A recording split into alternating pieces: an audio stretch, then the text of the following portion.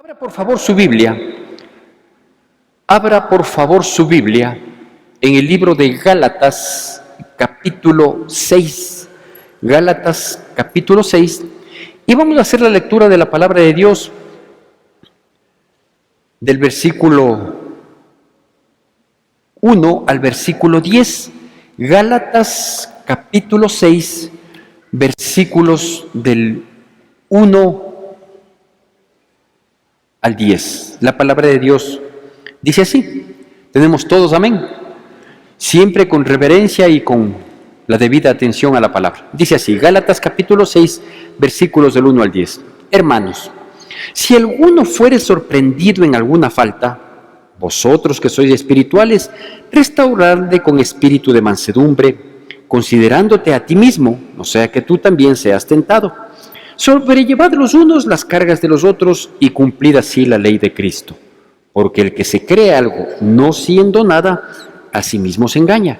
Así que cada uno someta a prueba su propia obra y entonces tendrá motivo de gloriarse solo respecto de sí mismo y no en otro. Porque cada uno llevará su propia carga. El que es enseñado en la palabra, haga partícipe de toda cosa buena al que lo instruye. Y no os engañéis, Dios no puede ser burlado, pues todo lo que el hombre sembrare, eso también segará. Porque el que siembra para su carne, de la carne segará corrupción, mas el que siembra para el Espíritu, del Espíritu segará vida eterna. No nos cansemos, pues, de hacer bien, porque a su tiempo segaremos si no desmayamos. Así que según tengamos oportunidad, hagamos bien a todos y mayormente a los de la familia de la fe. Bueno, es interesante saber estas recomendaciones que hace Pablo a la iglesia de los Gálatas y que son unas recomendaciones finales. Digo, es interesante, ¿sabe por qué? Porque en el libro de Gálatas se relata de un conflicto y una confrontación, de un problema, ¿sí?, que relata Pablo que lo tuvo con Pedro, ¿sí? Y dice que ese problemita, ese impasse, esa confrontación que tuvieron con Pedro, no, o sea, con una piedra que era Pedro, dice que fue un problema no muy fácil, ¿no? Es decir, él tuvo un inconveniente, él tuvo un conflicto con Pedro, y este hombre que tuvo conflicto con Pedro hoy se permite hacer estas recomendaciones, y son recomendaciones finales de su carta, ¿sí? Todas las cartas que tenemos en el Nuevo Testamento, las de Pablo y de los otros apóstoles, ¿sí?, al final siempre tienen algunas recomendaciones, ¿sí? Es decir, explican unas cosas, absuelven consultas que han tenido, hablan, sugieren respecto de cómo manejar a la iglesia, o instrucciones para los líderes, etcétera, etcétera. Pero al final siempre terminan con estas recomendaciones, ¿sí?, que se hace y que lo que procuran es, por un lado, sugerir un estilo de comportamiento y por otro lado son recomendaciones que tienen que cumplirse para un mejor desenvolvimiento de la vida en sociedad, ¿sí?, no solo de los cristianitos, sino de los cristianos con quienes nos toca vivir, porque no es que nosotros vivimos rodeados de cristianos, quizás el privilegiado en ese sentido soy yo, ¿sí?, porque mi mundo se desarrolla, la mayoría de mi mundo se desarrolla en medio de cristianos, ¿sí? Yo trabajo con cristianos, es decir, cuando alguien pide una consejería, cuando alguien pide una conversación o alguien pide una visita, etcétera, etcétera, pues es con gente cristiana, ¿sí? Pero ustedes no. Ustedes viven en sus trabajos, en sus vecindarios, con gente que no es cristiana. Y si aparece por ahí un cristianito, es uno de cuando en nunca, ¿no es cierto? Entonces digo, estas recomendaciones que Pablo hace es pensando precisamente no en que la gente a quien fue dirigida esta carta tenga en consideración estos aspectos para que se maneje con la iglesia de Cristo, sino para que se maneje con los de afuera de la iglesia. Si con los de adentro es difícil, imagínense con los de afuera, ¿no es cierto? Así que pensando yo en esto, digo, parece que fue las recomendaciones que Pablo hacía en un informe que Él eleva fruto del conocimiento de las circunstancias para que esas recomendaciones pues sean aplicadas y se maneje mejor la vida. Es por eso que yo me he permitido llamarle a esta pequeña charla que le quiero compartir balance de fin de año. ¿Sí? Usted sabe cómo se manejan las empresas, ¿no? O la mayoría de empresas. Unas de manera estricta, otras de manera a ratos media espontánea. Y es que cuando termina el año, como las fechas que estamos viviendo, nos estamos a 3 semanas apenas, es decir, en 3 domingos más ya estamos, Dios mediante, si nos regala la salud y la vida, ya estamos en el 2023. Entonces estamos en la recta final del año. Y digo, las empresas se manejan así, ¿no es cierto? Se hace un balance, ¿sí?, de todo, no solo de la parte financiera, no solo de la parte económica, sino se hace un balance, por ejemplo, también del personal, se hace un balance de los proyectos que se tuvieron para ese año, ¿sí? Y se evalúa, ese es el balance, ¿no es cierto? Saber qué hemos cumplido, qué no hemos cumplido, ¿sí? Porque los balances pretenden, por un lado, hacer ajustes en ciertas áreas, ¿no es cierto?, que de pronto no tuvieron el resultado esperado. Por otro lado, un balance permite sugerir recomendaciones para mejorar en algunos aspectos. Y por otro lado, un balance nos permite también mirar cuáles son los saldos, ¿no? Saldos positivos y negativos. Yo siempre he querido, y le voy a ser sincero, ¿no?, yo siempre he querido hacer un balance económico, por ejemplo, de mi vida. A fin de año, siempre he querido hacer. Y me doy cuenta que no puedo. Y no puedo porque no es que yo tenga, por ejemplo, una gran organización en el manejo de mis recursos, ¿no? Normalmente yo no tengo o no puedo tener un ahorro, por ejemplo, cuando tengo necesidad en mi entorno, no solo la mía, obviamente las mías son suplidas, ¿no? Pero si veo que alguien tiene necesidad, si sé que aquí puedo ayudar, si sé que acá puedo dar, si sé que de este modo puedo solventar, sí, yo no dudo. Entonces yo no puedo tener, por ejemplo, terminar el año y digo, menos mal en este año he ahorrado tanto, sí. No es mi cultura, no digo que esté bien, no digo que tienen que seguir mi ejemplo, no. Pero no es mi cultura la del ahorro, sí, mi cultura es la de pagar deudas, sí.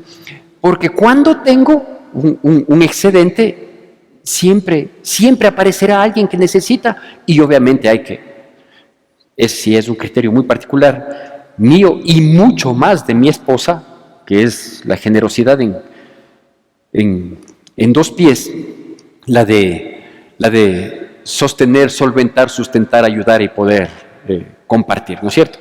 Así que a este tema que se llama el balance de fin de año, creo que la lectura de Gálatas capítulo 6, del versículo 1 al 10, nos sirve muy bien, tanto para evaluar cuanto para recomendar. Ya le digo, los balances sirven para ver saldos positivos, negativos, para hacer recomendaciones y sobre todo, pues, para hacer ajustes, ¿no es cierto? En esta área, qué sé yo, matrimonial, tenemos que hacer un ajustito, ¿no? Porque nos hemos llevado bien, estamos en paz, dormimos juntos, ¿sí? Pero hemos conversado poco, por decir, ¿no? Estoy hablando del balance que usted puede hacer en familia, en pareja, en fin. Bueno, el primer aspecto que nosotros debemos considerar aquí, y que la palabra de Dios nos sugiere, ¿sí?, es cuando Pablo dice, oigan, ustedes, nosotros que somos cristianos, que acudimos a la iglesia fielmente los días domingos, dice, ¿cómo está ese aspecto de la misericordia mostrada? Primer aspecto del balance, ¿sí? Dice, ¿cómo está el asunto de la misericordia mostrada? Es decir, ¿qué hemos hecho nosotros? Reitera, ¿no? O destaca, que somos espirituales. Porque esto no le está diciendo a las personas que no son espirituales. ¿Qué misericordia van a saber ellos? Ni siquiera existe esa palabra en el vocabulario de ellos. Es para nosotros, ¿no? Y le digo, es para nosotros en relación a nosotros y a los otros, a los que no son cristianos, ¿sí? Alguien que no es cristiano nos ofendió, agravió, nos perjudicó, o tuvo un comportamiento inapropiado que nosotros lo conocimos. A lo mejor no fuimos los ofendidos, pero conocimos, ¿no? ¡Qué barbaridad!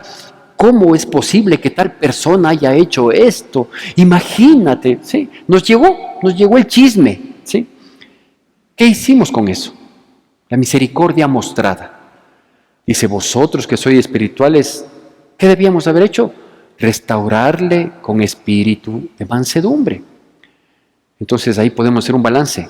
¿Restauramos con espíritu de mansedumbre? ¿O le criticamos, le señalamos, le sentenciamos, le alejamos? No es posible. ¿Cómo es posible? Esta persona, vaya a ser contagioso, peor que el COVID. Entonces, vean, nosotros como cristianos es necesario que este aspecto se tome en consideración para hacer un balance de nuestras vidas. ¿Qué tan misericordiosos hemos sido? Y obviamente debemos comenzar con los nuestros, ¿no?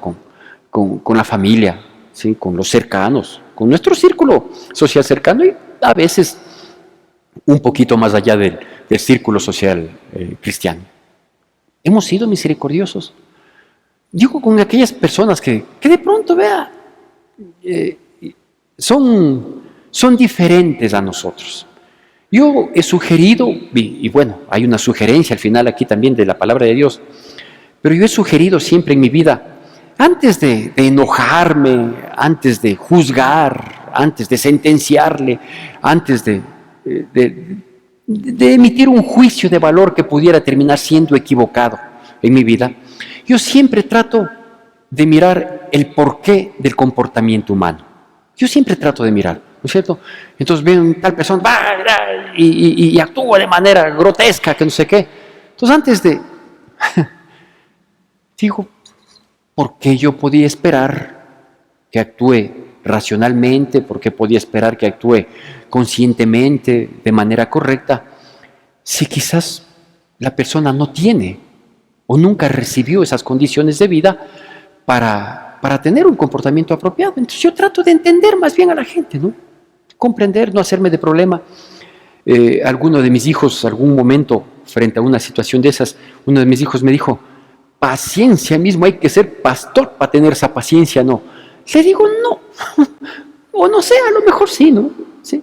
Más que tener paciencia, digo, es tener misericordia, tener misericordia. Lo peor que uno puede hacer es esperar que todos se comporten bien, que todos sean una maravilla, que todos... ¿Por qué? Todos tienen a Cristo, como usted, como yo. Todos han sido beneficiarios del amor de Dios. ¿Todo el mundo ha sido transformado por ese amor de Dios? No, inclusive de gente que asistimos a la iglesia. No es así. Entonces, si no es así, ¿por qué esperamos que sean una maravilla cuando quizás las condiciones no les favorece para ser así? Entonces, cuando uno entiende a las otras personas un poquito, ¿no es cierto? Y claro, hay algunos que sí se exageran en su carácter, en su comportamiento, pero en términos generales uno puede dar esa misericordia demostrada, esa misericordia mostrada, como lo llamé este primer punto, ¿sí? Y eso nos permite a nosotros evaluarnos cómo nos hemos comportado espiritualmente, porque vosotros que sois espirituales, incluido yo, ¿sí? Debemos manejar las cosas con calma, con tranquilidad y de ser posible buscarle una solución pacífica, restaurar con espíritu de mansedumbre. Primer punto. ¿Sí? Vaya calificándose, ¿no? Pensemos que nuestras calificaciones, nuestra autocalificación, pensemos que es de 1 a 10, ¿sí? Entonces vaya calificándose. Segundo aspecto, ¿sí? Dice, sobrellevad los unos las cargas de los otros. ¿Qué significa esto? Esto significa, el segundo punto es generosidad de corazón. Generosidad de corazón, ¿sí? ¿Cómo hemos estado en este año en cuanto a la generosidad de corazón? Y vea, aquí sí hay que ser, bueno, aquí en todo aspecto, ¿no? Hay que ser súper honestos, ¿sí? Por ejemplo, cuando usted se ha enterado de un mal que le llegó a alguien, ¿sí? Pensemos que ese alguien es una persona que nosotros apreciamos, ¿sí? Mucho, poco, pero le apreciamos.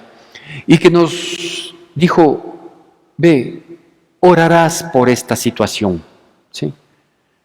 Nadie sabe, ¿no? Solo Dios sabe, y nosotros. ¿Sí?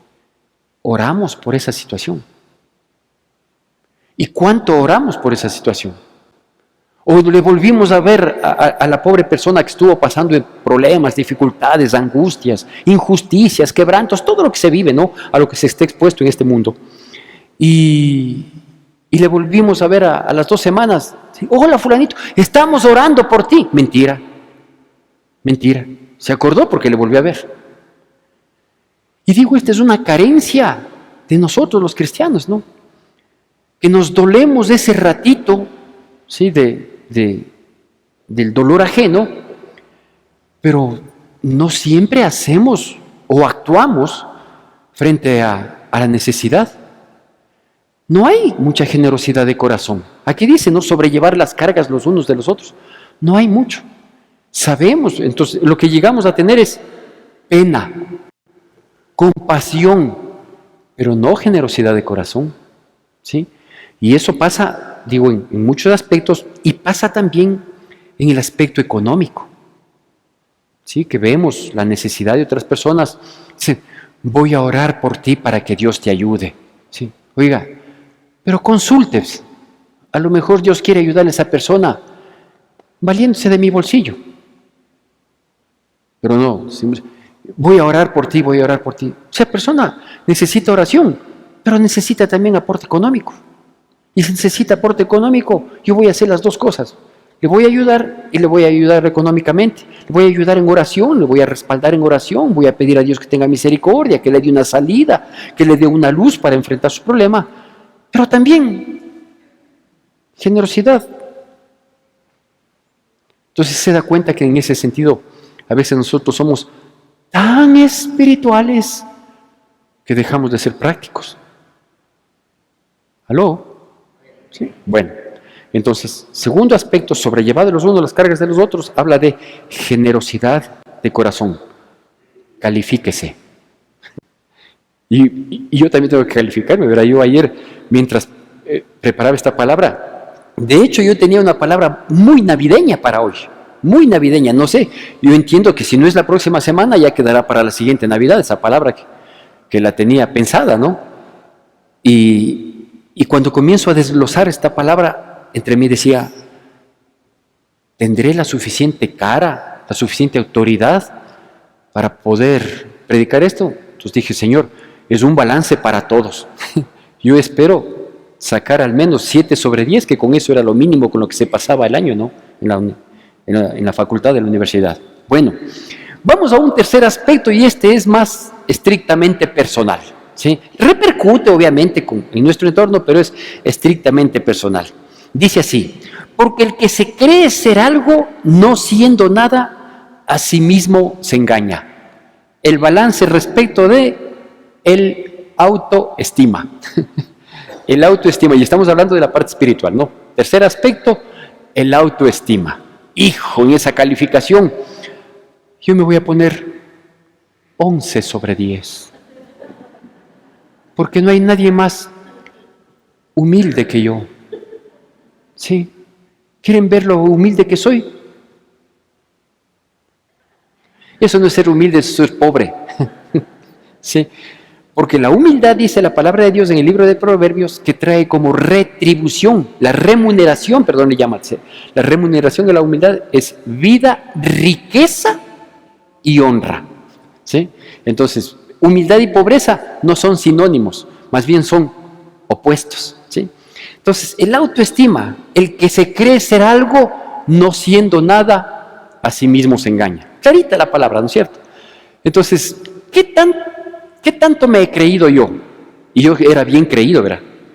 No solo creído de sobrado, sino creído de convencido, ¿sí? ¿Qué tanto he creído yo que he sido para mi aporte en la sociedad, comenzando en la familia? ¿Sí? ¿Cómo está mi autoestima? ¿Es una autoestima real? Porque hay que tener autoestima, ¿no? No estoy diciendo tampoco que me crea cucaracha, no. Hay que tener una autoestima, pero la autoestima tiene que ser real. Y sobre todo, como nos recomienda el versículo 4, debe ser interno, personal. Entonces yo puedo creer que soy Superman, pero no andarlo proclamando, no andarlo diciendo, ¿no es cierto?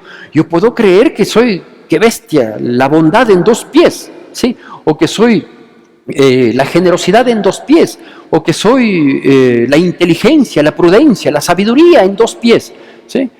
A lo mejor sí, por la misericordia de Dios, ¿sí? Pero no hay que proclamarlo, no hay que destacarlo, ¿no es cierto? Porque el rato que mi verdadera autoestima es publicitada, por ejemplo, por las redes sociales, ¿sí? Pierde valor, perdió valor. El rato que digo lo que yo soy, lo que yo logro, lo que yo tengo, lo que yo sirvo, ¿sí? Y lo proclamo, se acabó, ¿no es cierto? Entonces, el autoestima, que es un aspecto muy importante de nuestra vida, que digo, hay que tenerlo, pero no hay que publicarlo. Pero el autoestima tiene que ser medido, ¿sí? Y la mejor medida para nuestro autoestima es constantemente preguntarle a Dios, ¿voy bien? ¿Es esto lo que querías que haga? Señor, ¿es correcto esto? ¿Lo estoy haciendo con verdadera buena intención o lo estoy haciendo por engreimiento? Y para terminar este punto, para poder cuantificar este punto, hay una autoestima súper peligrosa y ese peligro es en la vida de los cristianos. ¿Sabe cuál es? El falso orgullo, disfrazado, sí, de falsa bondad. Entonces, yo pobrecito, sí, es que yo nada soy, pegue nomás, ¿sí? Entonces, ese camuflarse que tenemos la tendencia los cristianos cuando estamos mal con Dios, ¿sí? De pensar de que yo soy muy espiritual, o soy una buena persona, porque no digo nada, porque no hablo nada, y cuando hablo solo hablo de pobreza, de necesidad, me vuelvo la víctima de las circunstancias. Eso se llama falso orgullo, porque está camuflando una realidad, ¿sí? Cuando yo le recuerdo, Dios no quiere que nosotros seamos víctimas de las circunstancias. Dios quiere que las circunstancias difíciles sean un pretexto para que Dios se glorifique. Amén. Ya, entonces, ahí vamos. Ya le digo, y corrobora el versículo 4 cuando dice, no, si alguien tiene de qué gloriarse, solito gloríese en sí mismo y no respecto de otro, ¿no? Entonces, el autoestima que usted tiene, permítame decirle a fin de año, le felicito porque es suyo. Amén. ¿Sí? Y el autoestima que yo pueda tener de mí, gracias a Dios, es mío. ¿Sí? Si estoy exagerado o si estoy menoscabado, ¿sí? Que Dios nos juzgue, ¿sí? Pero no lo proclamemos, ¿sí? No me venga a decir, pastor, después de la prédica que usted dio el domingo anterior, yo me doy cuenta y veo que yo soy un gran hombre. ¿Qué tal no? Oiga, y yo le comento esto porque ya me pasó pues una vez, ¿sí? Alguna vez yo predicaba de alguna situación así y daba parámetros, ¿no? Para ver qué tan bien estamos andando, ¿no? En la vida, ¿no? Y al terminar esa prédica, salgo y me dice, pastor, le felicito, muchas gracias, dice, esto me ha hecho dar cuenta, dice, que yo voy muy bien. Digo, sí, lléveme por su camino, así también va, ¿no? Entonces, tranquilos nomás ahí, con una autoestima moderada. Lo que soy, lo que tengo y lo que he logrado, gracias a la misericordia de mi Señor. Amén. Punto. Vamos ahí. Siguiente aspecto. Dice, el que es enseñado en la palabra, haga partícipe de toda cosa buena al que lo instruye. Verá, esta partecita parecería que no encaja en el contexto de la lectura, al menos de los 10 versículos de estos, ¿no es cierto? Pero ¿por qué dice Pablo esto? Pablo dice esto porque en aquel entonces había un gran problema. Yo lo he dicho esto, lo he repetido varias veces en distintos temas que ha tocado predicar. Yo le he mencionado esto, ¿no? El gran problema que había ahí es que la gente que recibía el mensaje de la palabra de Dios, ¿sí? se gozaba, se convertía, aceptaba, recibía la bendición de la predicación de la palabra de Dios, ¿sí? Tanto de Pablo como de otros discípulos de Pablo, ¿sí? Que les enviaban a predicar en Tesalónica, que les enviaban a predicar por aquí, que iban a visitar al no sé cuánto. O sea, se hacía un trabajo de parte de los discípulos, ¿sí? Y la gente era agradecidísima, les abrazaba, pero no aportaba. Imagínense el pobre Pablo con todo el sacrificio que hizo de su vida, ¿sí? Para predicar el Evangelio, enfrentándose, viviendo en cárceles por mucho tiempo, ¿sí?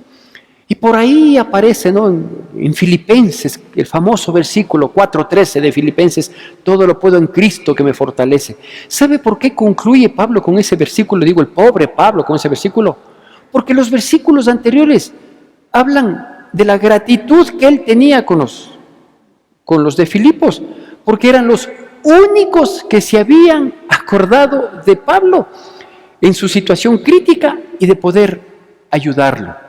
Fíjese bien lo que dice el versículo 6 ahí. Dice, el que es enseñado en la palabra, ¿sí? Es decir, las personas que recibieron la palabra, que fueron instruidos en la palabra, que la palabra les ayudó, que la palabra fue un bálsamo, que la palabra es la que comenzó a transformar sus vidas.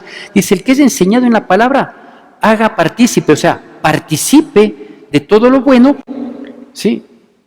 Para con el que le instruye. Entonces dice, vea, reconozca pues el trabajo que se hace y tenga la bondad de ser recíproco. ¿Cómo se llama este aspecto? Precisamente reciprocidad.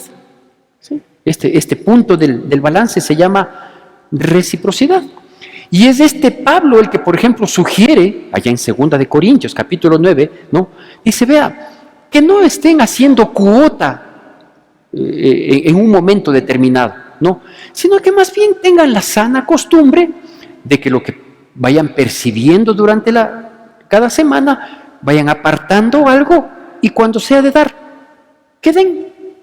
Y así sostienen la obra. Amén. ¿Sí? Entonces, eso es lo que nos dice. Dice, vea, nosotros somos una iglesia, ¿no es cierto? Iglesia de Cristo.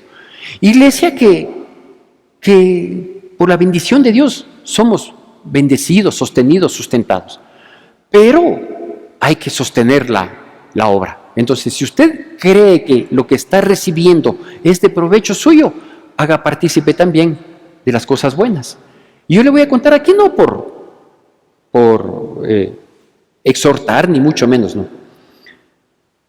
Pero hay unas personas de aquí de la congregación que se anticipan a estas jugadas, ¿no? Entonces, por ejemplo, estas personas me dijeron a mí hace 15 días, creo, o más. Dice, pastor, no se preocupe del pavito de la Navidad. Le digo, no, si en realidad si algo a mí no me preocupa es del pavo. Me encanta, ¿sí? Dice, porque ya está pedido para usted y ese llegará. Entonces digo, qué locos estos manes, ¿no? Qué loca esta gente. Están tan pendientes de que si voy a tener el pavito o no para la Navidad. No reprocho, no digo, no, yo voy a comer arroz con atún. ¿Sí? Arroz con atún, ¿qué te importa lo que voy a comer? ¿Sí? Entonces, no hay que ser falso humilde porque ese es el falso orgullo, ¿no es cierto? Sí, pero digo, vea, están tan preocupados, ¿no? De que si el pastor, de que si la iglesia, que no sé qué. Amén, así tiene que ser. ¿No ve que todos somos familia? ¿Sí? Y la familia tiene que sostener a la obra. Reciprocidad, ¿sí? Vea si es que la generosidad de Dios recibida durante el año está correlativa con la generosidad que usted ha tenido para con la obra de Dios aquí en la tierra. ¿Sí? Habrá alguien que diga, no, esto es un chiste navideño. ¿Sí? ¿Le puedo decir sí? ¿Le comento o no? No, pastor. Sea serio. Algún rato le preguntaban, en realidad el chiste es con sacerdote, pero yo lo voy a hacer con pastor, ¿no es cierto?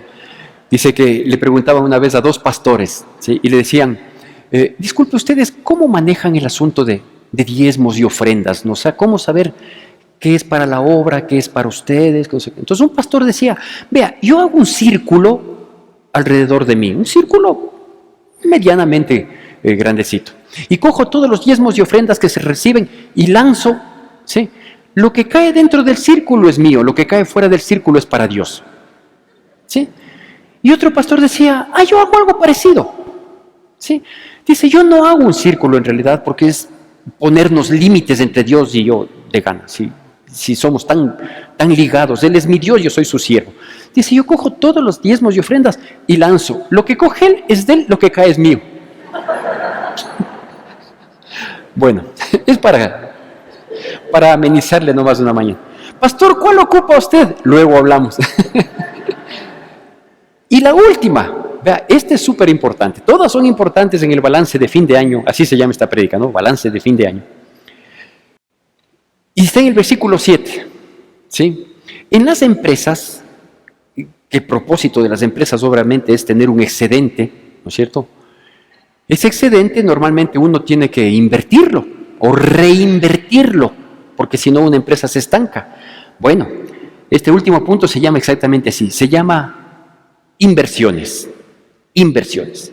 Dios a lo largo de este año nos ha dado salud, nos ha dado vida, nos ha bendecido, y con esto concluyo, ¿sí?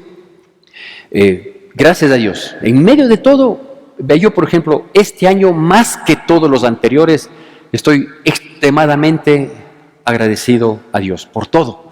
Ha sido un año muy duro en muchos aspectos de mi vida, pero también he visto la mano de Dios en todo. O sea, es el año, por ejemplo, que económicamente ha sido muy difícil en mi vida, y sin embargo es un año extremadamente bendecido en el aspecto económico en mi vida.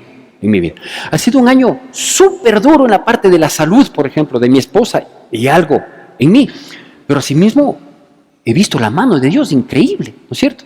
Entonces todos estos excesos de Dios en mi vida, yo tengo que saber en qué los invierto. Y ahí dice, ¿no es cierto?, que nosotros podemos invertir en el espíritu o en la carne. ¿Sí? Por eso dice, oiga, no se engañe.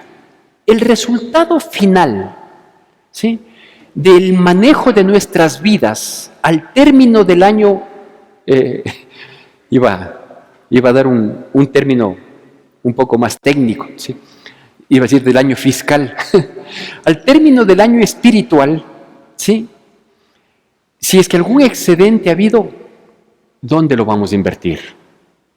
Lo vamos a invertir en la carne, es decir, viva la fiesta, ¿sí?, en lo que deleita mi vida, la carne, en esas alegrías pasajeras, en el deleite, o lo voy a invertir en el espíritu, en reconocer las bondades de Dios, en comprometerme cada vez más con Dios, en hacer un reconocimiento de toda la generosidad de parte de Dios y tratar de ser recíproco para con Él.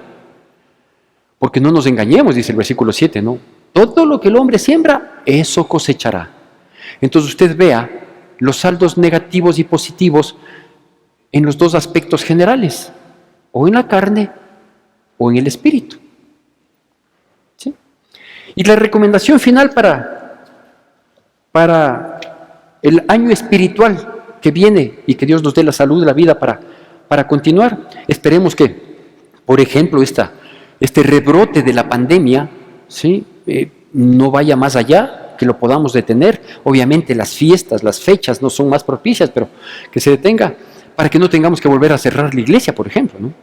Lo cual sería terrible, terrible. Entonces, terrible por muchos aspectos. El más crítico, por ejemplo, de todo el tiempo de cierre de la iglesia, ¿sabe cuál fue? En el balance que yo he hecho, ¿sí?, que el cerrarse la iglesia por un año que estuvo cerrado, desde marzo del 2020 hasta marzo del 2021, ¿sí?, hizo que mucha gente no vuelva a la iglesia. Muchísima gente no volvió. Vaya usted a saber por qué.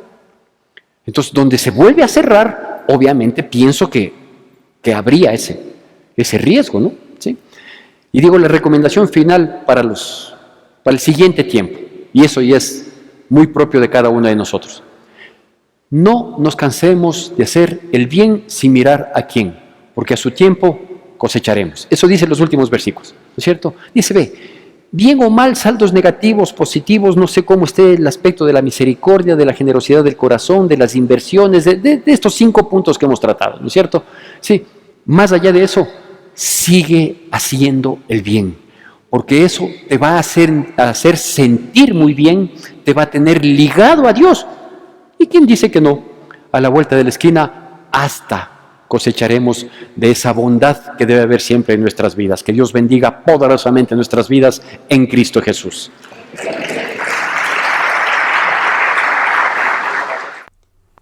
Que la gracia de nuestro Señor Jesucristo, el amor de Dios nuestro Padre, la comunión y consolación de su Santo Espíritu sea con todos y cada uno de nosotros, y el pueblo de Dios, que es el pueblo más feliz sobre la faz de la tierra, dice: Amén. Recordamos nuestras actividades. Reunión de aprendizaje bíblico el martes 13 de diciembre a las 7 de la noche. El jueves 15 de diciembre nuestro pastor nos compartirá un mensaje de reflexión. Reunión de oración el viernes 16 de diciembre a las 7 de la noche.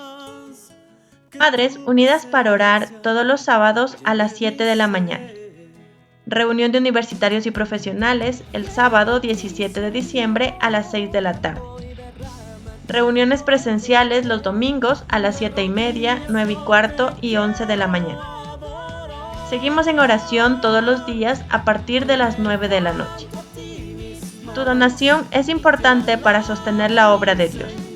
Puedes realizar tus aportes en la cuenta de la Iglesia Evangélica Centro de Adoración Cristiana o acercarte a las oficinas de la Iglesia.